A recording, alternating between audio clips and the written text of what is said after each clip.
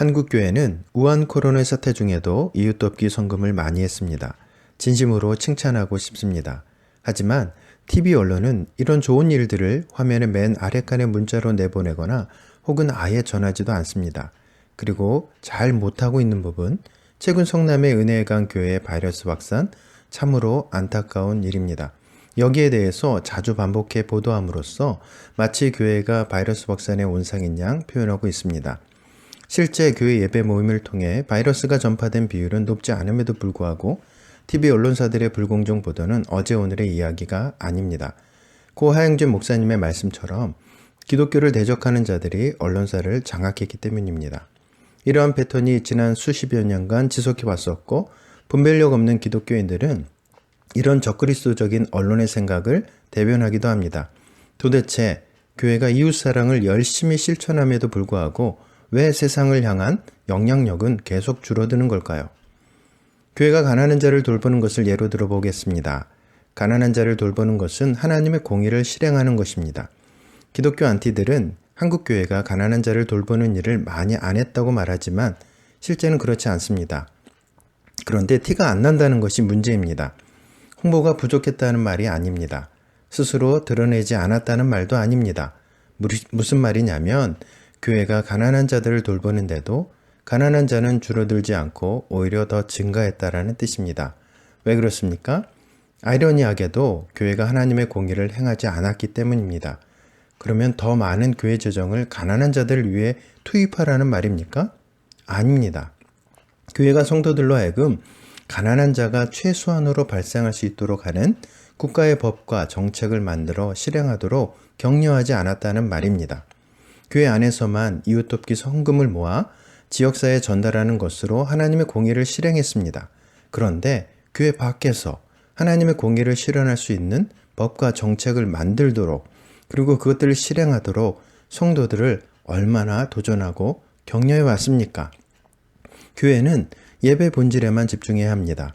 그리고 성도들이 교회 밖에서 하나님의 공의를 실행하도록 교회 내에서 성경적 원리를 가르쳐야 하고 그것을 실행하는 데 필요한 정직과 청렴이 구비되도록 기도의 능력을 더듬게 할 책임이 교회에 있습니다. 교회가 이런 본질에 집중하고 정직과 청렴으로 무장한 성도들이 세상에서 하나님의 공의를 실행한다면 가난한 자, 소외된 자가 확연히 줄어들게 될 것이고 이때 교회가 그 남은 가난한 자들을 품으면 세상을 향한 영향력이 극대화되는 것입니다. 이렇게 되면 기독교를 대적하는 자들이 설 자리가 있기나 하겠습니까? 그런데 현재 한국교회의 모습은 어떻습니까?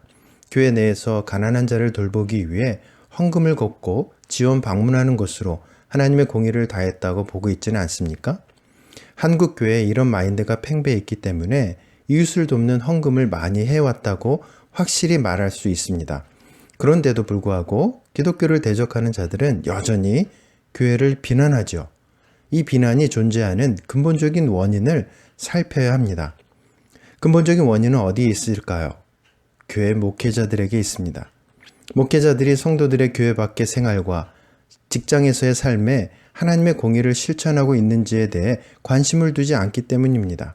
오로지 교회 안에서의 행사, 모임에 대해서만 케어합니다. 목회자의 목회란 성도 개인의 삶에 대한 신앙으로 제한되었습니다. 개인 신앙에서 부부 생활과 가정까지가 목회자의 목회 범주에 해당됩니다. 직장은 범주에 해당되지 않습니다. 목회자가 침범할 수 없는 성역이자 관심 밖의 영역입니다. 목회자는 성도가 교회 밖에서 하나님의 공의를 실행하도록 격려해야 함에도 불구하고 성도의 신앙이 약하기 때문이라는 변명을 늘 달고 다닙니다. 그래서 직장 생활에서 정직하도록, 청렴하도록 성도를 권면한다는 것은 존재하지 않는 목회 범주입니다. 어느 목회자의 말처럼 목회자는 목회를 잘하면 되고 기독 정치인은 정치를 잘하면 되고 기독 경제인은 경제를 잘하면 된다는 원론적인 말만 늘어놓습니다. 이 말의 뜻은 목사인 나는 성도들의 일터인 정치, 경제, 사회, 문화, 교육 분야 등에 대해서 관심 두지 않겠고 오직 목회만 전념하겠다는 말과 같습니다. 기독인 정치인이 적그리스도적인 법과 정책을 만들어도 목사인 나와는 관계없다고 말하는 것입니다. 이런 마인드를 가진 목회자들 때문에 하나님의 공의가 세상에서 실현을 못하고 있은지 수십 년이 되었습니다. 교회 목회자들의 정치에 대한 의식은 어떻습니까? 국가의 정치로부터 경제, 사회, 문화, 교육 등의 법과 정책이 만들어집니다. 정치 영역이 이렇게 엄청 중요함에도 불구하고 목회자들이 정교 분리를 왜곡되게 이해하고 있어 정치에 목소리를 내지 않게 되자 결국 교회를 파괴하는 법이 국회 통과를 앞두고 있습니다. 이렇게 교회는 스스로 위기를 자초하고 있습니다. 정교 분리란 정부와 교회의 분리이지 정치와 교회의 분리가 아닙니다. 정부가 교회를 간섭하고 핍박하지 못하도록 분리시킨 것인데 교회가 정치에 관여하지 말라고 이해하는 어리석은 목회자들이 많습니다. 심지어 정부가 교회를 간섭하는 것이 당연하다고까지 말하는 목회자까지 존재합니다. 정치와 교회를 분리해서 어떻게 하나님의 공의를 실현할 수 있습니까? 하나님의 나라와 의를 이 땅 위에 우리 안에서 교회 안팎에서 실현하라고 주님이 우리에게 부탁하신 것이지 허공에 대고 공상으로 하나님 나라를 이루라고 한 것이 아니지 않습니까?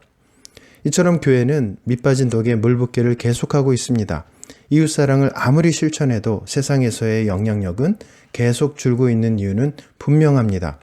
교회가 성도를 교회 안에만 가둬두고 가난한 자를 돕는 하나님의 공의를 헌금을 통해서만 하게 하고 있기 때문입니다.